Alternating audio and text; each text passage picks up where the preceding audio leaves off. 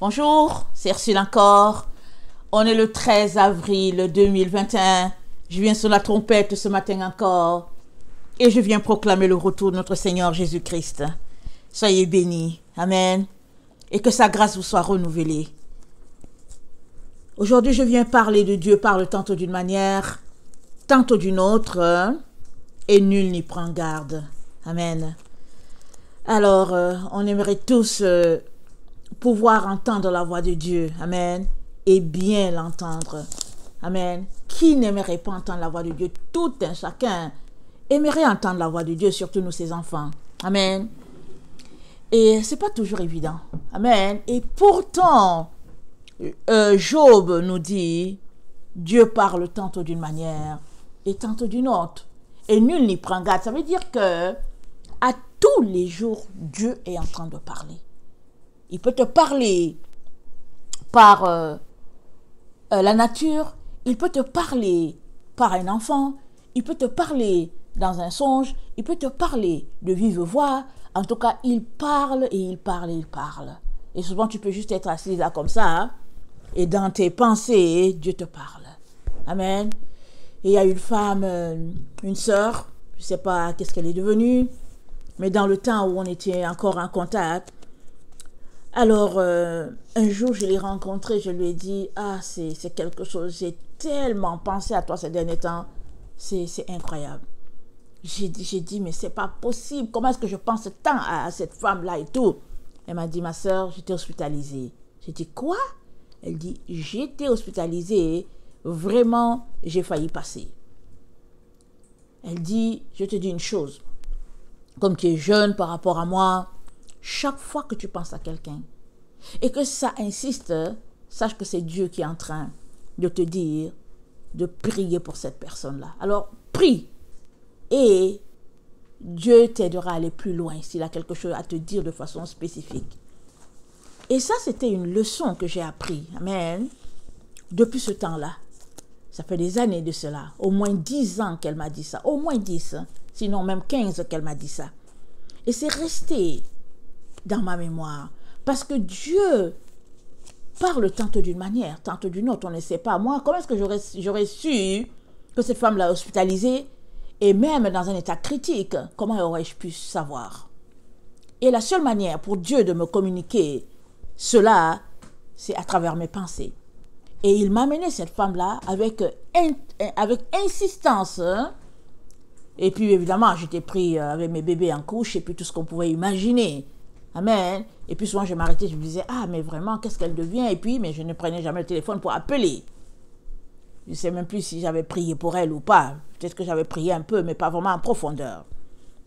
Mais elle m'avait donné une leçon de vie. Et je vous donne aussi la même leçon. Parce que Dieu parle à travers nos pensées. Amen. La Bible nous dit dans Proverbe 20-27 que Proverbe 20-27 nous dit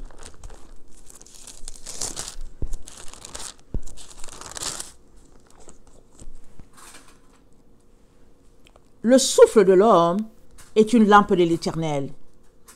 Il pénètre jusqu'au fond des entrailles.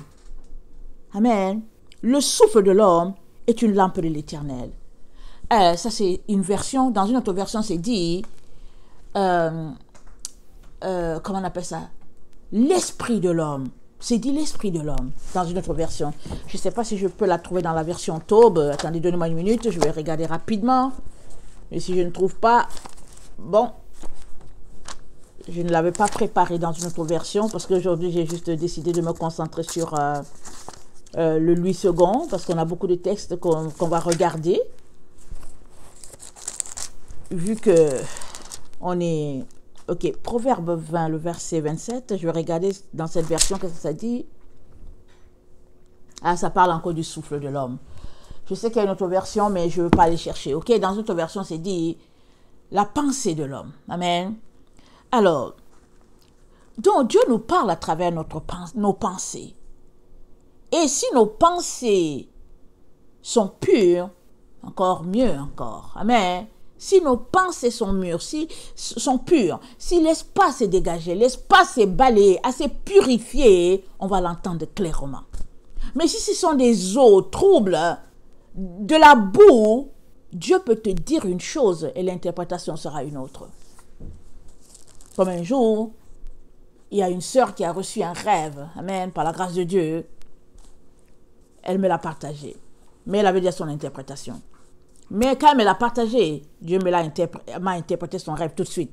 Il me l'a donné tout de suite là, dans une vision. Pendant qu'elle me parlait, Dieu m'a donné son rêve. Mais je n'ai rien dit. Elle avait son interprétation à elle. Le Seigneur m'a dit, garde cela. Garde cela bien, je vais te parler un jour. Je te dis quand tu dois lui dire. Et un jour, le Seigneur m'a dit, voici le jour. Il faut lui dire que le rêve, elle l'a reçu, mais l'interprétation, elle est carrément fausse. Et l'interprétation était fausse, pourquoi? À cause des esprits séducteurs autour. Je ne dis pas que les esprits séducteurs étaient autour de cette sœur-là, en elle ou quelque chose, mais les esprits séducteurs sont partout autour de nous. Nous sommes dans le temps de la séduction. La Bible nous dit que vient un temps où la séduction sera partout. Et nous sommes cette génération-là où il y a la séduction partout. Quand les disciples ont demandé à Jésus, quand est-ce que ça va venir, cette fin des temps? Il a dit, prenez garde, afin que vous ne soyez pas séduits. La séduction faisant son travail autour de nous, souvent en nous, c'est-à-dire partout, souvent Dieu peut nous partager quelque chose clairement. Mais les esprits de séduction font qu'on le comprend autrement. N'empêche que Dieu a parlé. Maintenant, l'interprétation étant ce que tu as interprété, tu prends ton chemin, tu vas dans le champ, tu vas dans le décor. Alors, il est donc très important de s'arrêter, de savoir, Seigneur, qu'est-ce que tu as dit exactement? J'imagine que si tu es en train de m'écouter, c'est que tu aimerais savoir, tu aimerais clairement entendre Dieu. Et puis souvent même, on a l'impression que Dieu ne nous parle pas. Amen. On a l'impression que Dieu ne nous parle pas. J'ai grandi dans une maison où chez nous c'était des rêveurs. Amen. Rêve sur rêve, chacun se lève, chacun a rêvé. Chacun a rêvé, chacun a une vision du père à la mère, les enfants et tout. Amen. Un don qu'il y a dans notre famille. Et puis voilà, Dieu nous parlait comme ça. Amen. Et mais il y a une chose qui était la base. Amen. Quand j'ai grandi, amen, à la maison, c'est que nos parents nous ont appris à mettre en pratique ce que nous lisons. Alors, si tu lis la Bible et que tu ne la mets pas en pratique, ne cherche pas à entendre la voix de Dieu audiblement. Parce que la voix de Dieu, elle est là dans sa parole. Amen. Dieu a parlé. Il a dépensé de son souffle. Amen. Et quelqu'un l'a mis sur écrit. Parce que la Bible, ça regroupe des paroles que Dieu a donné à plusieurs personnes. Amen. Maintenant, tu es en train de lire la parole de Dieu. Alors, elle peut rester lettre morte pour toi, mais ou bien elle peut s'activer. Amen. Et très souvent, quand tu marches par l'Esprit de Dieu et que tu veux comprendre, la parole de Dieu qui est là écrite, elle va s'activer. Elle va devenir parole vivante, parce que c'est dit, dans certaines versions, c'est écrit, ici, chez moi, c'est écrit la Sainte Bible, dans certaines versions, c'est écrit parole vivante. C'est une parole vivante parce que ce n'est pas, c'est pas juste des écrits. Ça vit, ça te parle. Amen. Et si tu n'es pas capable de mettre en pratique ce que tu as lu là, par exemple, ne dis pas imbécile à ton frère, que tu n'es pas capable de mettre ça en pratique, pourquoi veux-tu que Dieu te dise autre chose? Ça, c'est une bonne question pour toi.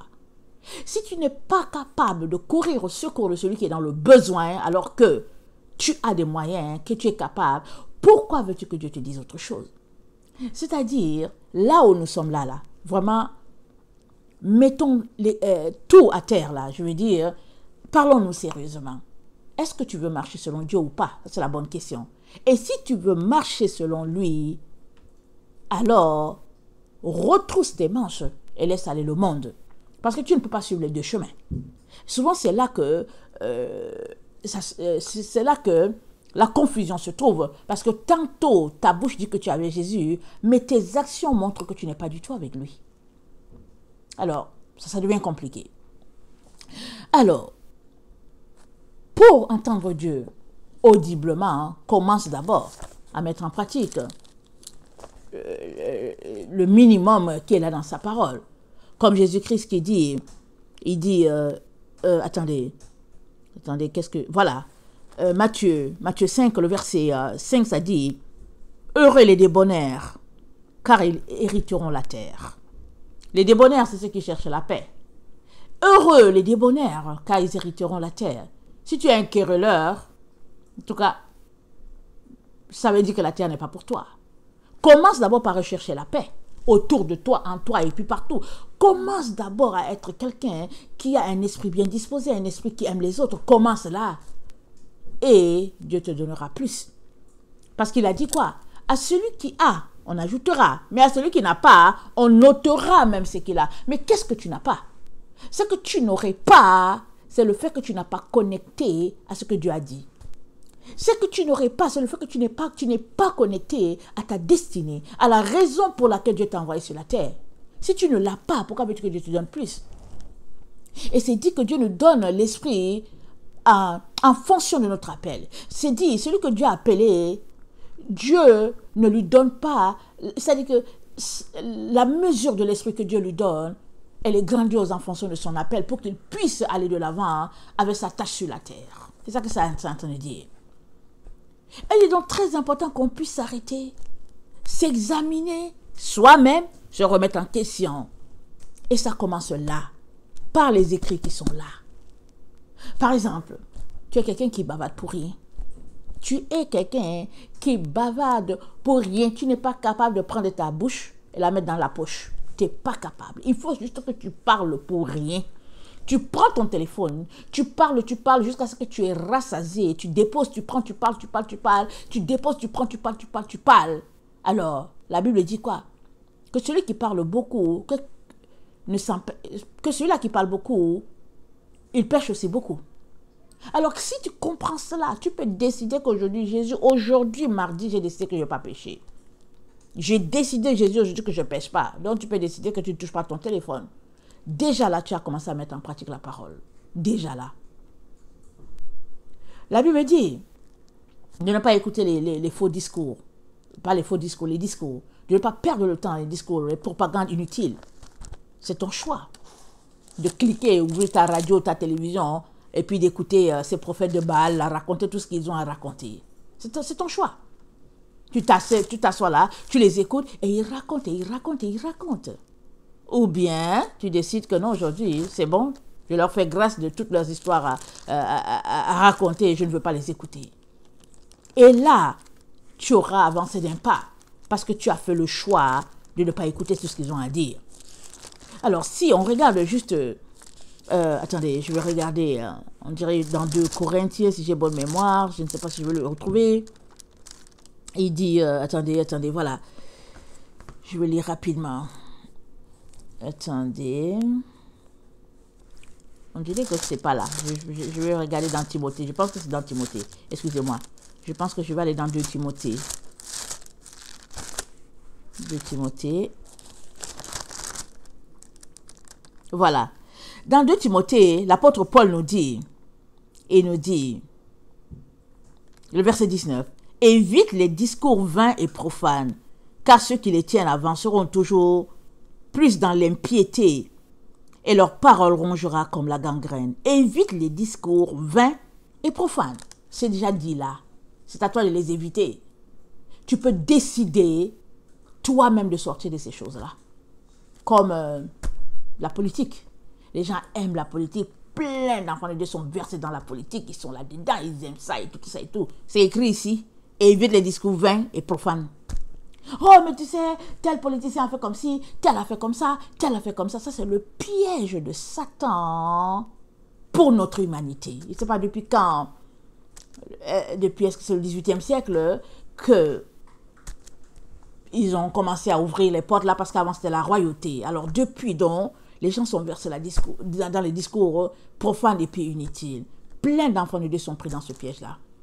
Je me rappelle bien, en 2011, le Seigneur m'a parlé clairement. Il m'a dit, Ursule, je ne veux plus jamais te voir ni t'entendre dans ces affaires-là. Jamais. Parce que ça, il y avait un débat qui chauffait. Et puis, vous savez, c'est dans le temps, il y avait le printemps arabe, les Kadhafi, les présidents africains, le président M. Gbagbo et toutes ces affaires-là, ça a chopé. Il y avait les attentats suicides, toutes ces histoires-là. Le Seigneur a dit, Ursule, je ne veux plus jamais te voir dans ces affaires-là. Sors de là immédiatement. Moi, j'ai entendu, j'ai dit, merci Seigneur. En tout cas, je suis sortie. C'est après, je suis sortie.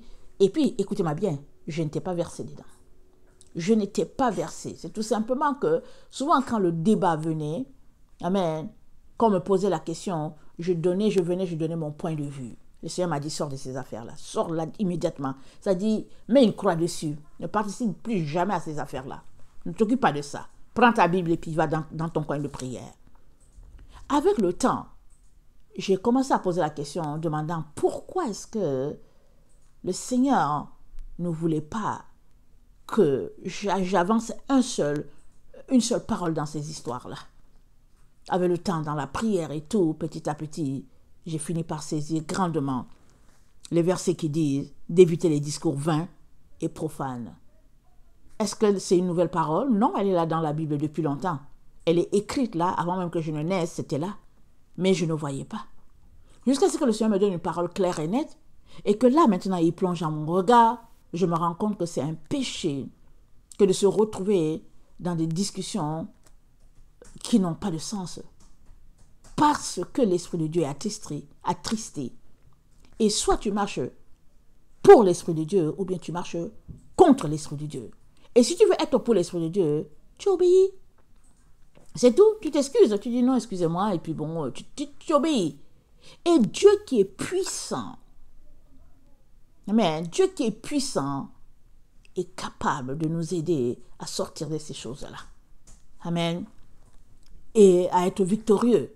Et à partir de là, amen, à partir de là donc, on peut dire qu'on a une base pour entendre, pour saisir, amen, notre Père.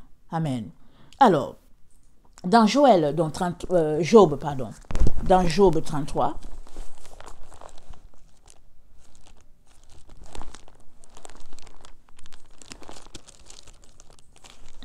Job 33, le verset 14 à 15. Dieu parle cependant tantôt d'une manière, tantôt d'une autre, et l'on n'y prend point garde. Il parle par des songes, par des visions nocturnes, quand les hommes sont livrés à un profond sommeil, quand ils sont endormis sur leur couche. Dieu parle. Nombre 12, le verset 5 à 9. Nombre 12, le verset 5 à 9.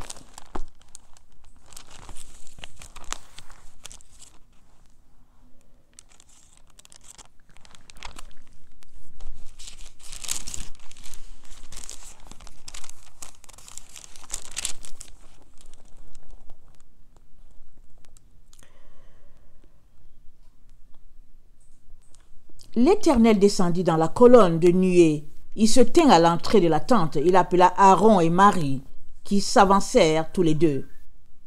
Et il dit, Marie et Aaron avaient parlé contre leur frère Moïse, parce que Moïse, vous savez, quand il avait fui l'Égypte, qu'il s'est retrouvé au pays des Madians, amen, il a épousé Séphora, amen, la famille qu'il a accueillie. Alors il a épousé Séphora était son épouse. Et je pense que le pays des Madians, c'est, je pense, chez les Éthiopiens, dans ce secteur-là. Amen. Et nous savons que Moïse, il venait, du pays, il venait de l'Égypte, amen, mais il était hébreu. Alors les Hébreux, quoique vivant en Égypte, se mariaient entre eux. Ils gardaient la culture hébraïque. Ils se mariaient entre eux, ils n'épousaient pas les étrangers.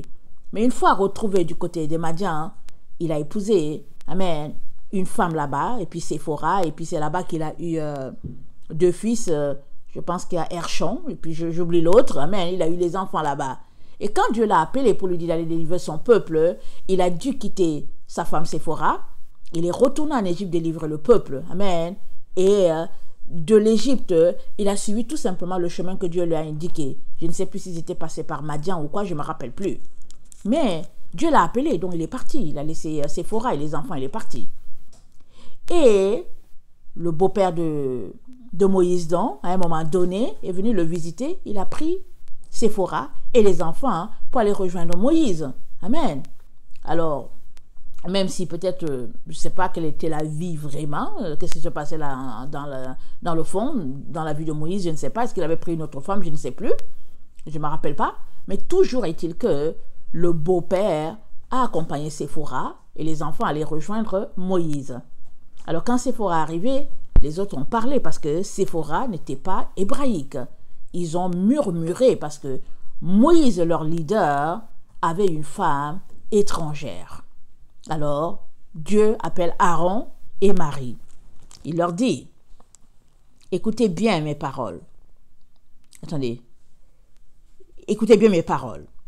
Lorsqu'il y aura parmi vous un prophète, c'est dans une vision que moi, l'Éternel, je me révélerai à lui. C'est dans un songe que je lui parlerai. Amen. S'il y a un prophète, Dieu dit, je lui parle dans les songes. Je lui parle dans les visions. Et la vision, vous savez, ce n'est pas... C'est-à-dire, quand on a la vision, c'est-à-dire c'est Dieu qui nous envoie une image, ou bien un nuage, disons-le comme ça, il nous envoie un nuage, et dans le nuage, on voit quelque chose, mais après le nuage se retire. Ou bien Dieu nous donne un écran. Alors sur l'écran, on voit quelque chose, et après, Dieu se retire. Alors c'est une vision, ce n'est pas là. Alors Dieu dit, je me révélerai à lui dans un songe, et je lui parlerai. Il n'en est pas ainsi de mon serviteur Moïse. Il est fidèle dans toute ma maison. Amen. Je lui parle bouche à bouche. Je me révèle à lui sans énigme. Et il voit une représentation de l'Éternel. Waouh! Ça dit que Dieu lui dit que pendant que je parle à Moïse là, Moïse voit une représentation de l'Éternel. Il voit quelque chose. Peut-être voit-il la lumière. Peut-être voit-il un ange. Je ne sais pas qu'est-ce que Moïse voit. Ça dépend de la grâce que Dieu accorde à chacun. Chacun, quand il est dans le domaine des songes, des rêves, des visions, des prophéties, Dieu utilise chacun différemment. Amen. Alors Dieu dit, et il voit une représentation de l'Éternel. Pourquoi donc n'avez-vous pas craint de parler contre mon serviteur, contre Moïse? Alors, on ne va pas s'arrêter sur le pourquoi pour répondre à la question de Dieu, mais Dieu présente un fait ici. Il dit, s'il y a un prophète, je lui parle dans les visions, dans les rêves. Il est en train de dire qu'il parle dans les visions, dans les rêves à ses enfants. Il parle dans les représentations. Il parle, ça dit Dieu parle. Mais toi, est-ce que tu sais comment Dieu te parle? Est-ce que tu sais comment? Parce que souvent, on passe à côté. Parce qu'on se dit, ce n'est pas Dieu. Surtout si Dieu t'envoie un enfant. Ou bien surtout si Dieu t'envoie une personne qui n'a pas de valeur. Qui à tes yeux, si tu es quelqu'un qui méprise les autres, jamais tu ne vas voir Dieu. Parce que tu regardes la personne méprisante. Tu la regardes, tu dis, Dieu ne peut pas utiliser celle-là. Il ne peut pas utiliser celui-là. Et ce qui est merveilleux dans notre Dieu, c'est le fait que justement, il utilise les personnes sans valeur. Les personnes que les autres méprisent, ce sont elles que Dieu utilise. Allons regarder l'aveugle né, amen, dans Jean 9. Alors, il est né aveugle. Alors, il a passé toute sa vie à mendier. Et un jour, Jésus l'a guéri. Et puis, il y a eu les témoignages. Et les gens l'appellent encore pour lui dire, mais dis-nous encore, est-ce que tu penses que ce gars-là est prophète ou quelque chose? Il dit, mais est-ce que vous voulez aussi être ses disciples? Il dit, est-ce que vous voulez être ses disciples? Vous savez bien que Dieu n'entend pas un pécheur. Alors, ils ont dit, hey, va-t'en, et puis tu veux nous enseigner, et puis tu es né dans le péché, etc., etc. Mais toujours est-il que, alléluia, Dieu venait d'utiliser, amen, un aveugle. Amen. Quelqu'un qu'on méprise, Dieu vient de l'utiliser pour leur donner une leçon de vie et puis pour leur parler. Et quand Jésus l'a rencontré, il a dit, mais qui est-il qui est le Seigneur? Jésus lui a dit, mais est-ce que tu veux rencontrer le Seigneur? Il dit, mais qui est-il? Jésus a dit que je le suis, moi qui te parle. Amen. Et le gars s'est mis à l'adorer. Comment se fait-il que celui-là, a su que Jésus-Christ était le Messie, a su que Jésus-Christ était divin, alors que les autres, ils ont passé toute leur vie à le combattre? Comment? Parce que les autres, ils méprisent, ils parlent de leur position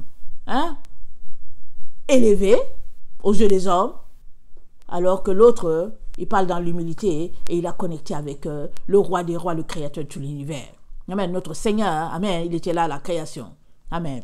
Alors, donc, Dieu parle encore aujourd'hui. Amen. Il parle, mais toi, amen, quels sont les éléments qui t'empêchent de l'entendre? Alors, l'autre élément que j'aimerais aussi apporter, c'est dans Joël 2, le verset 28. Pardon, je ne vais pas lire, excusez-moi. C'est dit, je répandrai, moi, dans les derniers temps, hein, je répandrai mon esprit sur toute chair. Vos fils et vos filles prophétiseront. Vos vieillards auront des songes et vos jeunes gens des visions. C'est ça qui est dit dans Joël 2, le verset 28. Ça, c'est un fait. Dieu l'a déclaré, la parole est sortie. Et nous sommes dans les temps où vraiment rêves et visions courent les rues, les maisons. C'est-à-dire, c'est quelque chose. Oh, j'ai rêvé que Jésus arrive. Oh, j'ai rêvé qu'il y ait l'enlèvement. J'ai rêvé qu'il y ait ceci. J'ai rêvé. J'ai rêvé. Ça, c'est parce qu'on est dans les temps où c'est répandu. Alors, quand Joël l'a eu, rappelons-nous, quand Joël l'a eu, le Saint-Esprit n'était pas encore descendu. Amen. Et dans ce temps-là, l'Esprit de Dieu descendait sur une personne et cette personne était prophète ou prophétesse. Et si l'Esprit de Dieu ne descendait pas là, c'était souvent difficile d'entendre Dieu ou bien de le voir, parce qu'il fallait toujours qu'un prophète nous apporte une parole, ou bien il fallait aller chez un prophète pour entendre ce que Dieu a à dire. Mais depuis que le Saint-Esprit est descendu, à la première Pentecôte, amen, avec les disciples, le Saint-Esprit est répandu. Amen, il est répandu, il est là sur la terre depuis plus de 2000 ans. Amen. Et les enfants de Dieu, c'est dit dans la parole de Dieu que ceux qui sont enfants de Dieu, attendez, ceux qui sont conduits par l'Esprit de Dieu sont fils de Dieu. Alors, le Saint-Esprit est là, il est répandu, amen.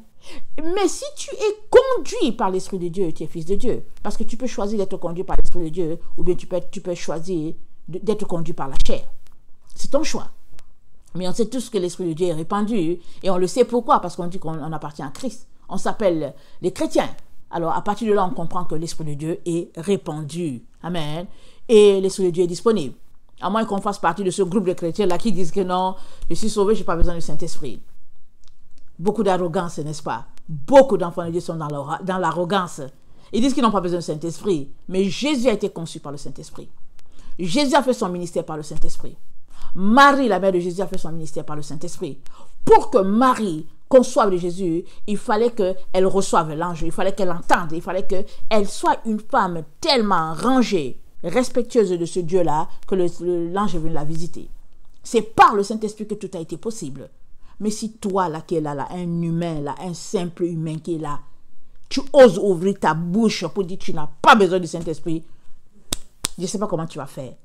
J'ai pitié, je demande, Seigneur, pardon pour ces gens-là qui parlent comme ça, Seigneur. Je te demande pardon et pitié, Seigneur. Efface leur péché. Efface cette aberration-là, Seigneur. Ce n'est pas possible qu'un enfant de Dieu qui a donné sa vie à Jésus puisse dire il n'a pas besoin du Saint-Esprit. Mais ils sont remplis. Ils ne veulent pas du Saint-Esprit. Ils sont orgueilleux, arrogants. Ils sont là, ils font tout par la chair. Ils sont assis là-dedans. Vraiment là, ils se disent nous, on est chrétiens. Mais vous allez arriver comment? Tu vas arriver comment dans la présence de ce Dieu-là si tu veux parler Saint-Esprit? Parce que la chair ne se retrouve pas dans la présence de Dieu. Et ceux-là qui auront le corps corruptible transformé, c'est ceux-là qui auront accepté l'œuvre du Saint-Esprit dans leur vie. Mais si tu ne veux pas l'œuvre du Saint-Esprit, comment vas-tu faire, mon frère, ma soeur? Alors, essayons de voir quelles sont les choses qui nous bloquent, hein, amen, qui nous empêchent de pouvoir entendre clairement la voix de Dieu. 2 Timothée 2, 19.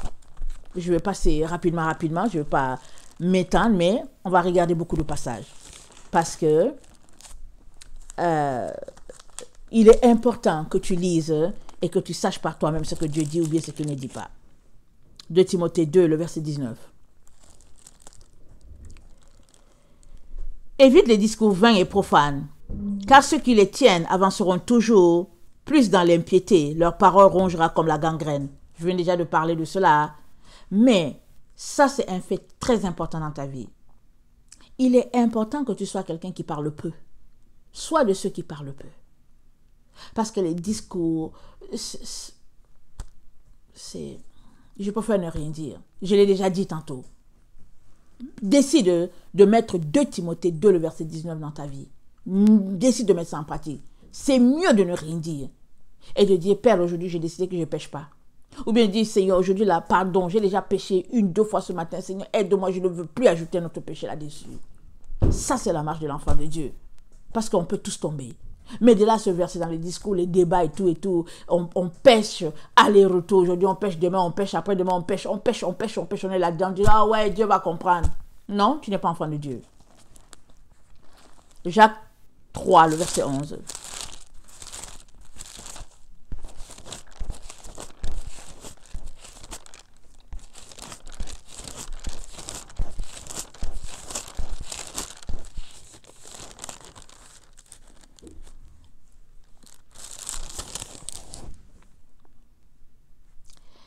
La source fait-elle jaillir par la même ouverture l'eau douce et l'eau amère? Amen. On le sait tous. La source ne peut pas faire jaillir de l'eau douce et de l'eau salée. C'est pas possible. Soit l'eau est pure, hein, soit elle est impure. Et regardons ce que Jésus-Christ nous a dit dans Apocalypse 3, le verset 15 à 16. Il a dit à l'église de Laodicée, il dit, tu n'es ni froid, tu n'es ni chaud. Genre, tu es tiède, je vais te vomir. Parce que ce qui est tiède, en tout cas, même pour brosser les dents là, c'est dégoûtant. Froid, on boit cette eau froide là. Chaud, on peut utiliser cette eau chaude là pour, je sais pas quoi, peut-être préparer, tout ça et tout. Mais quand c'est tiède, ça ne sert à rien. Ça dit, non, ça ne sert à rien. Et notre vie de tiédeur fait que souvent on n'entend pas la voix de Dieu. Regardons ce que Jésus-Christ a dit dans Apocalypse. J'ai l'impression que c'est 2, mais je vais regarder rapidement, ok? Dans Apocalypse, il a parlé à l'église d'Éphèse. Attendez. Voilà, c'est Apocalypse 3, excusez-moi. Il a dit à l'église de Sardes, il a dit, je connais tes œuvres, je sais que tu passes pour être vivant, mais tu es mort. Sardes passe pour être vivant, passe pour être une église vivante, mais c'est une église qui est morte. Il dit, sois vigilant et affermis le reste qui est près de mourir. Je n'ai pas trouvé tes œuvres parfaites devant mon Dieu. Elle passe pour être vigilante, Sardes, mais elle est morte. Alors, quelqu'un qui est tiède, ça dit que quand bien même il a la réputation d'être un chrétien, une chrétienne, c'est déjà la mort, ça sent déjà la mort. Il est important d'être zélé pour le Seigneur, d'être allumé pour le Seigneur, d'être ragaillardi, rempli, quinqué pour le Seigneur. Quand c'est comme ça, tu entends Dieu. C'est pourquoi une vie de louange et d'adoration, c'est très très important à tous les jours. C'est très important. C'est très important de louer le Seigneur, de l'adorer, de l'élever. Parce que chaque fois que tu loues le Seigneur, que tu l'adores, amen, tu invites le Saint-Esprit. Même si tu n'as pas ouvert la bouche pour dire Saint-Esprit, je t'invite, tu invites le Saint-Esprit. Et toi et moi, nous vivons parce que c'est le Saint-Esprit qui nous donne de vivre. Nous avons besoin de l'Esprit de Dieu. On ne peut, c'est un incontournable, le Saint-Esprit. Et c'est le leurre de penser qu'on peut vivre sans ça.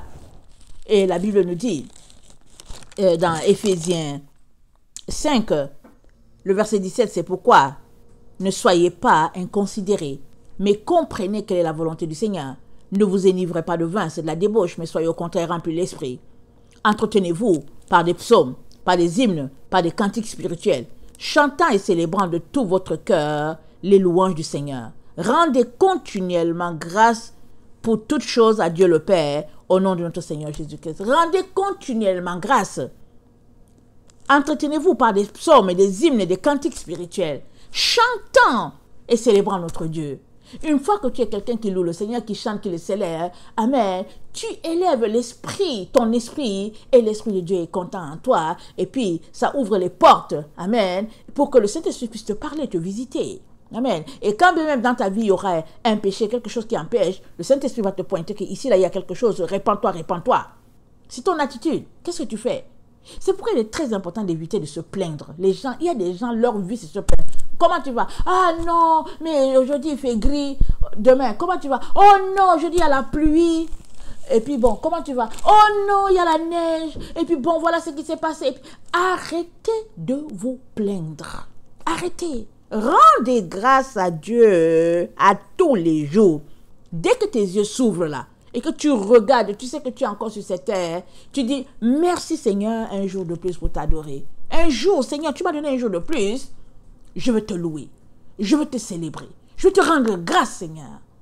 Et ça là, c'est, je suis assez émue quand je parle de ça, parce que le Seigneur m'a touché, amen, par juste le fait de lui rendre grâce dès que mes yeux s'ouvrent. Amen. Parce que souvent, on ne réalise pas combien la vie est un don. La vie, c'est le plus grand des dons que Dieu nous a donnés. Parce qu'une fois que tu es mort, c'est fini. Il n'y a plus possibilité de te repentir. Tu es mort.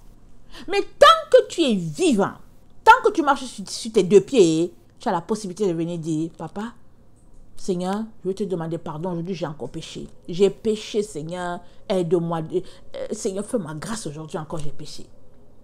Et au courant de mes années, amen, sur cette terre, je ne suis pas si âgée que tout ça, amen, j'ai 53 ans. Au courant de mes années, amen, je suis passée par des moments très difficiles souvent. Mais à chaque fois que mes yeux s'ouvraient, je regarde dehors, je dis merci Seigneur, je suis vivante aujourd'hui encore. Un jour de plus Seigneur pour te louer. Un jour de plus Seigneur pour te dire merci. Un jour de plus pour entendre ta voix. Un jour de plus pour me repentir. Un jour de plus Seigneur pour goûter à tes dons. Et c'est comme ça que petit à petit, j'ai avancé. Amen. À chaque fois, recevant plus les grâces de Dieu et Dieu m'a aidé à enlever les écailles de mes yeux. Amen. À chaque jour, il enlève les écailles de mes yeux. Je comprends mieux ceci, je comprends. Mais mes yeux étaient vraiment épais. Épais comme ça, là. Les boules devant mes yeux, c'était tellement épais, là. Je ne peux pas vous témoigner. Parce qu'un jour, le Seigneur m'a donné une vision.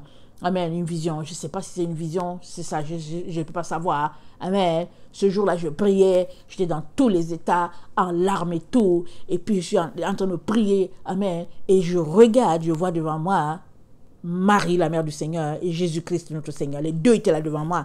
Je les voyais. C'est pourquoi chaque fois, je me dis, est-ce que c'est une vision? Est-ce qu'ils étaient en vrai dans ma maison? Je ne sais pas. Mais je voyais. Et puis, elle me dit, ma fille, enlève les écailles de tes yeux. Alors, quand elle m'a montré l'épaisseur de mes écailles, je ne sais pas si c'était de la grosseur d'une assiette dans laquelle, je veux dire l'épaisseur, c'était là déposé devant mes deux yeux, là, comme deux grosses lunettes, là, épais. Elle me dit, ma fille, enlève les écailles de tes yeux. Et puis, elle m'a donné un autre message, là. Mais le Seigneur était là. Et puis, bon, il était là, et puis il souriait et tout. Mais je me disais, mais de quoi elle parle? De quoi elle parle? Mais aujourd'hui, je peux dire, oh oui, il y avait des grosses écailles au niveau de ma vue physique, ma vue spirituelle. Mais physiquement, je ne les voyais pas. Mais spirituellement, amen, le Seigneur me montrait mon état dans le monde spirituel. J'étais rempli, j'avais deux grosses boules devant mes yeux là, bien remplies là. Amen. Et par la grâce de Dieu, je continue de prier pour que Dieu m'éclaire, m'aide. Je ne dis pas que je n'ai plus d'écailles dans mes yeux. Amen. Mais je peux dire avec certitude qu'ils ne sont plus épais. Amen. Je peux dire cela avec certitude. Ils sont plus épais. J'ai réussi à voir un peu. Amen. Quand même. Alors, mais béni soit le Seigneur. Alors, si tes yeux, si tu attends d'épaisseur au niveau de tes yeux, tu ne vas pas voir ce que Dieu est en train de te montrer. Or, toi et moi sommes appelés à voir selon Dieu et non selon le monde, selon notre et non selon la philosophie de ce monde. Amen. Et l'autre verset qui est vraiment très important pour nous les enfants de Dieu, amen, ou bien comment le dire, comme j'ai dit, on est en train de parler des éléments qui font que souvent tu n'entends pas Dieu, c'est-à-dire des barrières sur ton chemin. On a parlé du fait, ton quotidien, dans les faux discours et puis les plaisanteries, toutes ces choses-là, il faut mettre la parole de Dieu en pratique. On vient de voir combien la disposition de notre cœur, notre état spirituel, comment élever notre esprit, c'est très important pour entendre ce Dieu-là. Et puis, le fait de ne pas être tiède, parce que c'est lié à ça, le fait de sortir de toute tiédeur, amen, de tout péché. Et l'autre élément, on le trouve dans le psaume 51, le verset 7 à 8, c'est dit, le Seigneur aimerait que la vérité soit au fond du cœur. Il aime que la vérité soit au fond du cœur. Il aime que nous soyons des personnes qui aiment la vérité, qui sont concentrées sur la vérité. Il aime cela. Amen. Ça, c'est très, très important. Alors, il aime cela parce que la Bible nous dit, vous connaîtrez la vérité et la vérité, elle vous rendra libre. Amen. C'est la vérité qui nous affranchira. Regardons Matthieu 12. Matthieu 12. Le verset, je pense, 31. Ça dit, péché et tout blasphème sera pardonné aux hommes, mais le blasphème contre le Saint-Esprit ne sera point pardonné. Quiconque parlera contre le Fils de l'homme, il lui sera pardonné, mais quiconque parlera contre le Saint-Esprit ne lui sera point pardonné, ni dans ce siècle, ni dans le siècle à venir. Ou dites que l'arbre est bon et que son fruit est bon, ou dites que l'arbre est mauvais et que son fruit est mauvais, car on connaît l'arbre à son fruit. Amen. Alors, on connaît l'arbre à son fruit. Ça veut dire quoi? Ça veut dire que ce que tu es, tu produis les fruits en fonction de ton espèce. Amen. Tout un chacun produit des fruits en fonction de son espèce. Alors, si ce qui est en toi est bon, ton fruit sera bon. Si ce qui est en toi est mauvais, ton fruit sera mauvais. Alors, suppose que ce qui est en toi est mauvais. Dieu peut te parler, mais tu ne dois pas entendre, parce que ce qui est en toi est mauvais. Et puis ça sera twisté. Dieu te dit une chose, il te dit c'est vert. Ce qui est en toi te fait voir que ce n'est pas du vert, mais ça te fait voir que c'est du bleu. Entre toi et moi, on sait que vert et bleu, en tout cas, il n'y a vraiment pas... Ils sont pas... On ne peut pas les mettre ensemble pour dire que ok, c'est la même couleur. Ils sont distincts. Amen. Alors, toi et moi sommes appelés à nettoyer la coupe. Amen. De l'intérieur, nous sommes appelés à la nettoyer, mais nous sommes aussi appelés à nettoyer l'extérieur. Alors, souvent, on n'entend pas Dieu à cause de nos choix de vie. Amen. Nos choix de vie nous fait que nous n'entendons pas Dieu parce que Dieu parle à tous les jours. À tous les jours, Dieu parle à chacun. À tous les jours. Il parle à chacun. Jusqu'au moment où, finalement, si nous sommes atteints d'égarement, alors c'est que lui-même, il a fait que, il s'est dit, ok, celui-là ou celle-là, ok, envoie-lui l'esprit d'égarement. C'est son cadeau. À partir de ce moment, c'est fini. Les esprits séducteurs te parlent. Tu dis, ouais, Dieu m'a parlé. Et puis Dieu m'a parlé. Mais c'est les esprits séducteurs qui te parlent. Et l'autre élément qui est là aussi, le Jean 8, le verset 32-34 dit, vous connaîtrez la vérité et la vérité vous affranchira. Dieu veut que la vérité soit au fond du cœur et il nous dit que par la vérité nous serons affranchis. Alors si nous mettons les deux ensemble, nous comprenons que nous avons besoin d'être des personnes véridiques dans notre vie. Nous avons besoin d'être des personnes qui aiment la vérité, qui aiment la droiture. Parce que la vérité, c'est la lumière. Si tu n'aimes pas la vérité, c'est que tu aimes l'obscurité, c'est que tu aimes les ténèbres. Mais si tu aimes la vérité, alors c'est que le download en toi, amen, est pur. La base, l'élément, la source en toi n'est que vérité. C'est-à-dire que tes entrailles sont remplies de vérité. Dieu va te parler. Parce que le souffle de l'homme, c'est l'esprit de l'Éternel. Alors si le souffle le souffle, si l'esprit de Dieu en toi, non, si ton souffle est pur, alors l'esprit de Dieu en toi vient loger dans quelque chose de pur, normal que tu reçoives clairement ce que Dieu entend te dire. Amen. Alors c'est comme une piscine. Alors l'été arrive, les gens sont là, ils nettoient leur piscine et tout. Moi je ne vois pas quelqu'un qui aura une piscine sale et puis ils vont aller se baigner dedans. Déjà même que le simple fait que pendant l'hiver, on a gardé la piscine comme ça avec un peu d'eau au fond. Quand on se met à nettoyer, il faut regarder. Il y a des algues, il y a du verre, il y a des... En tout cas, c'est sale. Ce n'est même pas agréable à voir. Les gens vont acheter des produits, ils mettent dedans et puis tout ça. Et puis bon, les gens qui aiment se baigner, ils aiment ça. Mais quelqu'un comme moi, j'ai dit, ok, d'accord. On a mis le produit, ok. Le produit a purifié l'eau. J'ai dit, non, je ne veux pas aller dedans. C'est le produit qui a purifié l'eau, mais c'est la même eau, là. C'est la même eau. Quelqu'un peut me dire, ok, mais même l'eau qu'on boit, là, c'est purifié. Anyway, non. C'est chacun avec son choix. Mais je ne vois pas quelqu'un qui va aller se laver dans une piscine sale. Tout est sale et puis il va se laver. C'est pareil. L'Esprit de Dieu, il cherche ce qui est propre, ce qui est clean. Alors, il a dit, on ne peut pas mettre du vin nouveau dans une outre vieille. C'est ça que l'Esprit de Dieu nous a dit. Il dit, si l'outre est vieille, elle ne peut pas recevoir du vin qui est nouveau. Alors, on est appelé à nettoyer l'outre. Alors, l'outre est neuve. Le vin aussi est neuf, alors les deux vont fonctionner ensemble. Sinon, il dit l'outre va se rompre parce que l'outre est vieille, le vin est neuf, et la chimie entre les deux fait que l'outre se rompt. Et puis finalement, tout est perdu. Plus d'outre, plus de vin. Voilà. Et l'autre élément qu'il est important de regarder, qui fait que souvent on est empêché de recevoir ce que Dieu a pour nous, ou bien on ne l'entend pas clairement, c'est... attendez, nos yeux, amen, qui ne sont pas illuminés, amen, les yeux de notre cœur, amen, Pas les yeux physiques, mais les yeux de notre cœur. C'est-à-dire nos entrailles. Amen. Allons-y lire Éphésiens 1. Amen. Je vais le lire, ce passage-là. Et le verset, on va commencer, je pense, le verset 17, si j'ai bonne mémoire. Éphésiens 1.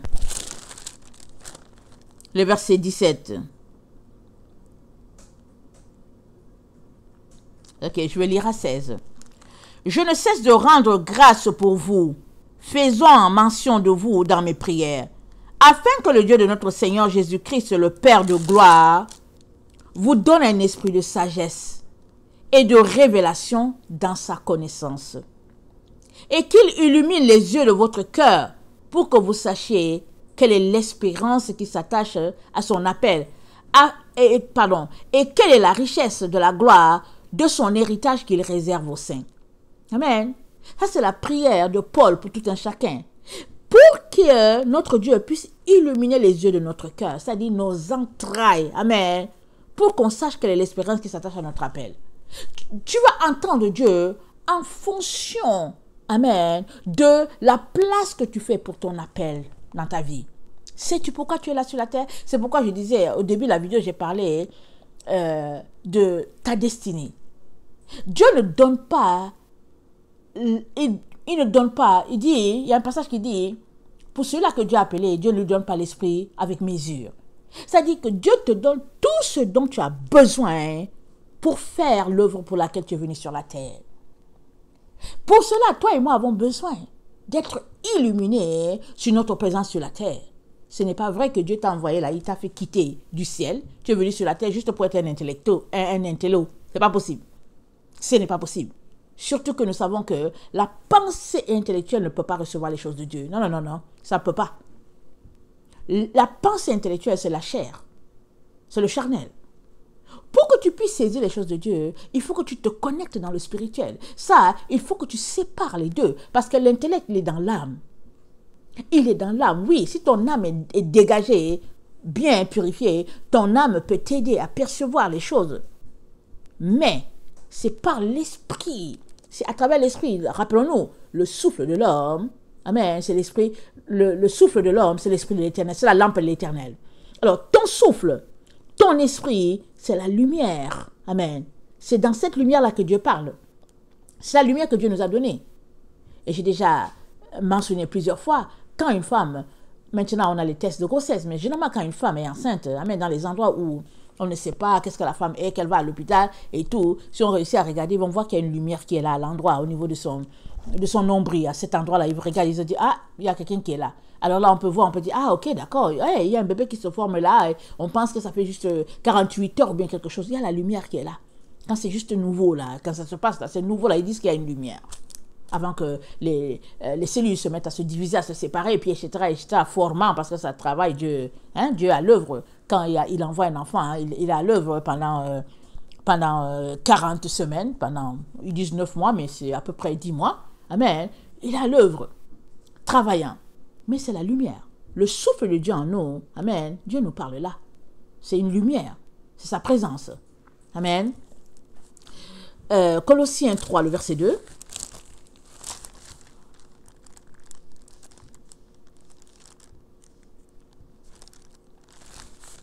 Colossiens 3.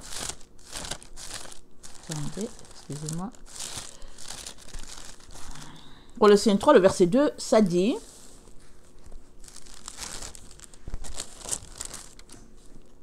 Affectionnez-vous des choses d'en haut et non de celles qui sont sur la terre. Car vous êtes morts et votre vie est cachée avec Christ en Dieu. Affectionnez-vous des choses qui sont en haut. Affectionnez-vous. Je ne sais pas. Quel est ton quotidien? Qu'est-ce qui t'intéresse? La télévision? Les films? La séduction de ce monde? Qu'est-ce qui t'intéresse?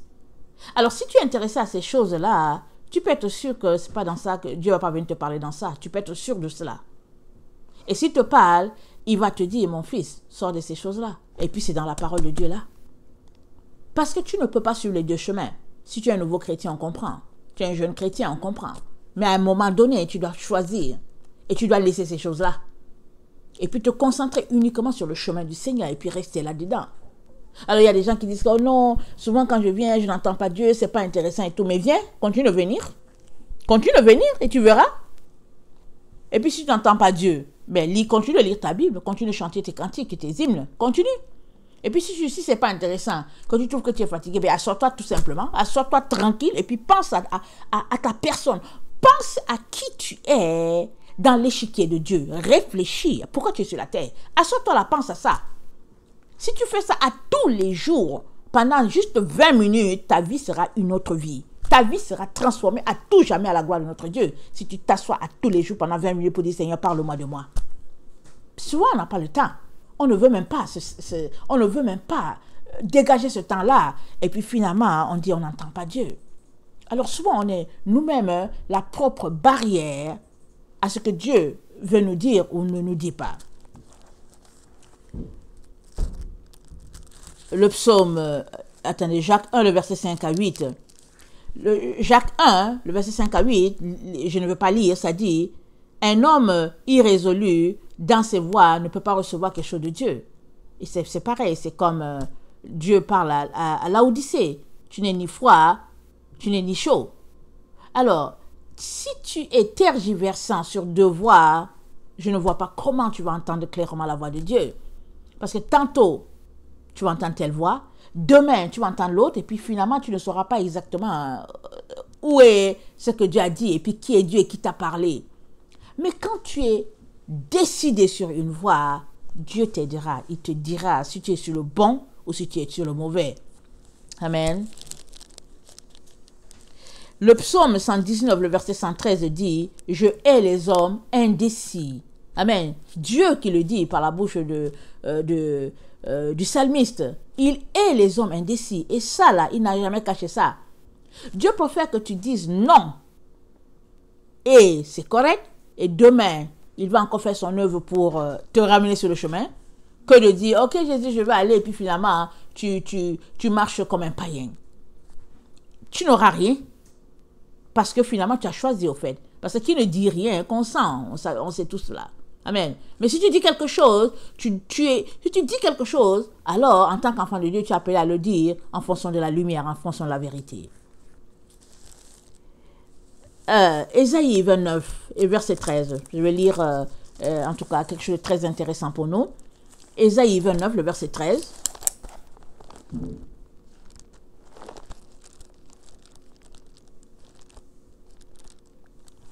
Ésaïe 29, le verset 13. Ça dit ceci. Le Seigneur dit, « Quand ce peuple s'approche de moi, il m'honore de la bouche et des lèvres, mais son cœur est éloigné de moi, et la crainte qu'il a de moi n'est qu'un précepte de tradition humaine. C'est pourquoi je frapperai encore ce peuple par des prodiges et des miracles, et la sagesse de ses sages périra, et l'intelligence de ses hommes intelligents disparaîtra. » Ce peuple m'honore juste des lèvres, du bout des lèvres. Mais son cœur n'est pas avec moi. Où est ton cœur? Si ton cœur n'est pas avec Dieu, pourquoi veux-tu qu'il te parle? Réponds à la question toi-même. Ton cœur n'est pas avec Dieu. Pourquoi veux-tu qu'il te parle? Juste pour dire que oui, Dieu m'a parlé.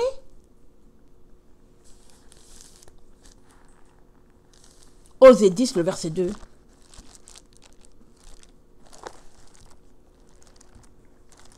Excusez-moi. Osée 10. Le verset 2.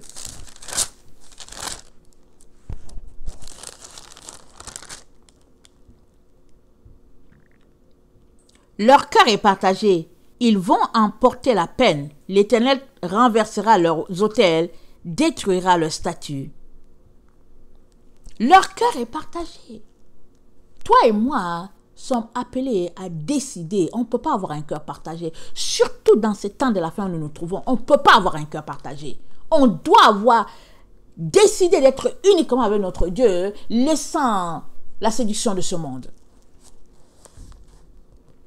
2 Pierre 2, 14. 2 Pierre 2, 14.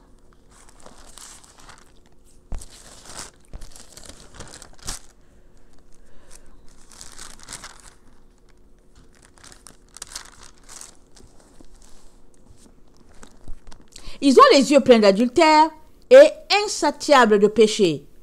Ils amorcent les âmes mal affermies. Ils ont le cœur exercé à la cupidité. Ce sont des enfants de malédiction. Amen. Ils ont le cœur plein d'adultère et insatiable de péché. Ils amorcent les âmes mal affermies. Ils ont le cœur exercé à la cupidité. Ce sont les enfants de malédiction. Moi, je ne sais pas si tu te retrouves dans cela. Souvent, c'est à nous de mettre le ménage en nous. À nous ramasser comme une personne. C'est-à-dire droit. Faire sortir toutes ces choses-là que le Père n'aime pas. Et après, venons alors devant Dieu pour dire, Seigneur, pourquoi tu ne me parles pas? Mais souvent, on est dans nos péchés, on se vautre dans notre adultère, dans tout ce qu'on aime, que notre chair, on se gratte les fesses au sol, on ne veut pas se lever, on fait tout ce qu'on veut. Et après, on dit que ben moi, je n'entends pas Dieu. Et puis quand Dieu te parle, il envoie un enfant vers toi. Tu dis, oh non, au nom de Jésus, ce n'est pas Dieu. On t'envoie une telle personne. Tu dis que oui, attends, je vais examiner. Et puis tu dis, non, ce n'est pas Dieu. Il y a des gens même, tu leur donnes une parole, ils disent, excuse, tu étais dans quelle atmosphère étais-tu quand tu as reçu cette parole? Est-ce que tu dormais? Est-ce que tu es énervé? Est-ce que... N'importe quoi. N'importe quoi. Des gens de chair qui veulent examiner la parole de Dieu. Tu vas l'examiner comment? Tu es versé dans la chair. Tu es un chrétien charnel. Tu vas examiner la parole de Dieu comment? Parce que c'est une parole spirituelle. Comment vas-tu réussir à l'exercer? Puisque ce Dieu-là, tu ne l'honores pas en tant que Dieu. Puisque ton cœur est partagé, puisque tu méprises la grandeur de ce Dieu-là, comment vas-tu réussir à savoir que cette parole-là, c'est Dieu qui te l'a donnée ou pas?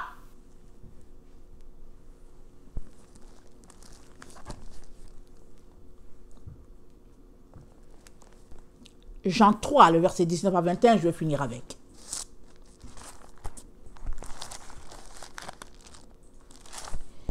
Jean 3, le verset 19 à 21.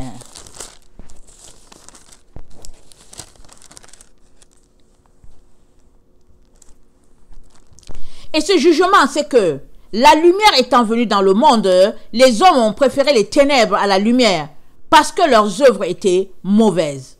Car quiconque fait le mal est la lumière et ne vient point à la lumière, de peur que ses œuvres ne soient dévoilées.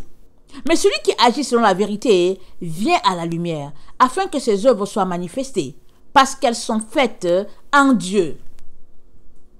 Et ce jugement, c'est que la lumière étant venue dans le monde, les hommes ont préféré les ténèbres. On s'arrête là. Toi, qu'est-ce que tu préfères? Que préfères-tu? Toi qui es en train de m'écouter. Préfères-tu la lumière ou bien préfères-tu les ténèbres? Parce que le jugement de Dieu est là devant toi. C'est toi-même qui décides de quel côté tu veux aller. Qu'as-tu choisi? Si tu as choisi les ténèbres, alors toi-même tu as décidé de ton jugement. Ce n'est pas Dieu qui t'a jugé là. Tu as décidé de ton jugement. Parce que la lumière est venue déjà sur la terre. Cette lumière, c'est Jésus.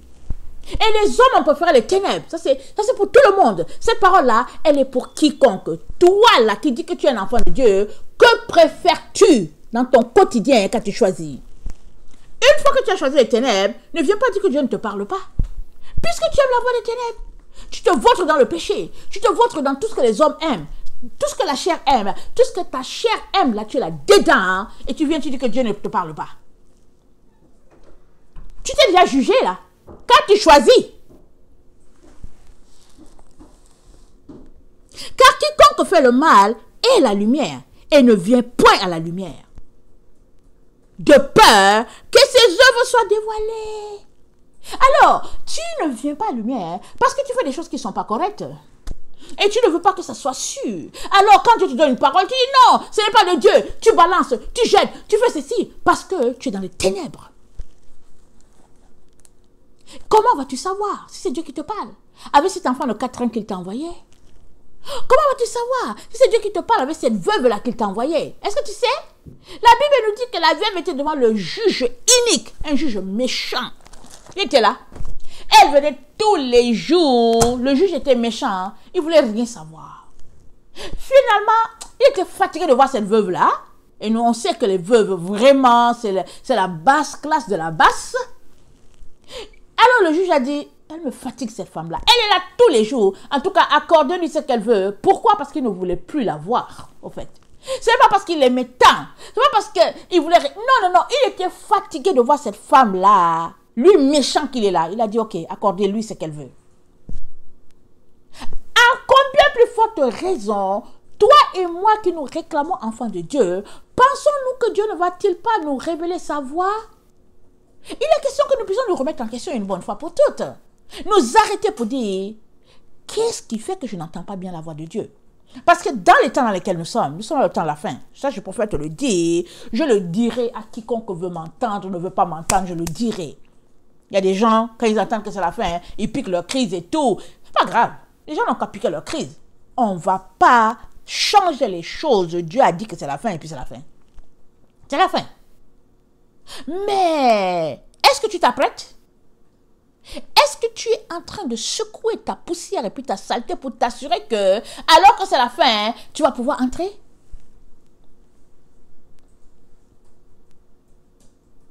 Ou bien, et tu es en train de traîner les pas pour dire, tu te regardes dans le miroir, tu essaies de voir que tu es quelqu'un et puis tout ça. Tu n'es personne. Personne. La seule personne qui mérite d'être quelqu'un, c'est Jésus et puis c'est tout. Parce qu'il faut que chacun d'entre nous arrivions au stade où nous disions, Jésus, je ne suis personne et pitié de moi, Jésus. Il faut qu'on arrive là. Parce que si on n'arrive pas à ce stade, alors, on sera une barrière pour notre propre vie. Mais si on arrive au stade où on dit, Jésus, je suis par terre devant toi. Jésus, pardon, je suis là, par terre, Jésus. Jésus, pardon, aie pitié de moi, je ne suis rien. Merci pour la grâce que tu m'as donnée même de naître, d'être quelqu'un, Jésus, aie pitié. Quand tu vas arriver à ce stade-là, tu vas commencer à entendre beaucoup de choses. Souvent, l'élévation de ta propre personne est une énorme barrière devant Dieu. La Bible dit, Dieu résiste aux orgueilleux, mais il fait grâce aux humbles. Le jugement étant venu dans le monde, c'est que le jugement de Dieu, c'est que la lumière est venue dans le monde. Les gens ont préféré les ténèbres. Toi, qu'est-ce que tu préfères? Ce que tu auras choisi, c'est ça ton jugement. Si tu es sincère envers toi-même, si tu as choisi la vérité, alors tu devrais être en train de marcher sur la voie de la vérité. Tu devrais être en train d'entendre Dieu clairement. Mais si tu dis que tu as choisi la lumière et que chaque œuvre est une œuvre de ténèbres, alors tu te séduis toi-même. La vérité n'est point toi. C'est ça l'histoire. Est-ce qu'on peut décider d'être véridique une bonne fois pour toutes? Est-ce qu'on peut décider d'être des gens droits une bonne fois pour toutes? Est-ce qu'on peut enfin décider d'être sérieux dans notre engagement pour le Seigneur Jésus? C'est là que le problème réside de tous les enfants de Dieu, de plusieurs enfants de Dieu. Qui disent qu'ils sont chrétiens, mais en réalité, ils marchent comme des gens qui ne connaissent pas Dieu. À partir de là, on peut s'arrêter et dire, Seigneur, tu as parlé, je n'ai pas entendu. Ça arrive. Dieu te donne un rêve et puis tu te réveilles et on vient te le voler. On vient de te le voler. Tu te dis, Seigneur, j'ai perdu le rêve. Je ne sais pas si ça vous arrive, moi ça m'arrive. Mais ça m'arrive. De perdre carrément. Mais Dieu est tellement bon qu'il me le redonne. Soit il te ramène le rêve, soit il te le redonne d'une autre façon, parce qu'il veut te donner un message. Amen. Mais ça, c'est quand il a décidé de te parler par les rêves, par les visions. Mais suppose qu'il a juste décidé et qu'il va te parler juste comme ça, là. Amen. Comment sauras-tu si c'est lui ou pas? Si ton cœur n'est pas disposé à recevoir ce qu'il a pour toi, tu ne sauras pas. J'ai déjà partagé plusieurs fois comment, plus d'une fois, j'entends Dieu me parler alors que je suis en train de laver mes assiettes ou bien en train de faire ma cuisine toute tranquille. Dans ma joie et mon bonheur. C'est-à-dire, il faut être joyeux dans tout ce qu'on fait. Si c'est pour balayer, si c'est pour laver la toilette, peu importe, sois toujours joyeux. Sois toujours joyeux. Ne boude pas. Parce que si tu boudes, c'est une zone de ténèbres. Ça vient bloquer. Mais si tu es toujours joyeux, tu es en train de, avec ta brosse en train de laver ta toilette là et tout, tu es joyeux, Dieu va te parler là. Tu es en train de laver les assiettes là, en train de frotter, Dieu va te parler là. Parce que tu es joyeux, tu es content, tu loues le Seigneur, alléluia et tout. Il va te parler parce que Dieu te parle. Il parle tantôt d'une manière, tantôt d'une autre. Mais l'on y prend garde. L'on n'y prend point garde. L'on là, c'est qui? C'est toi et moi.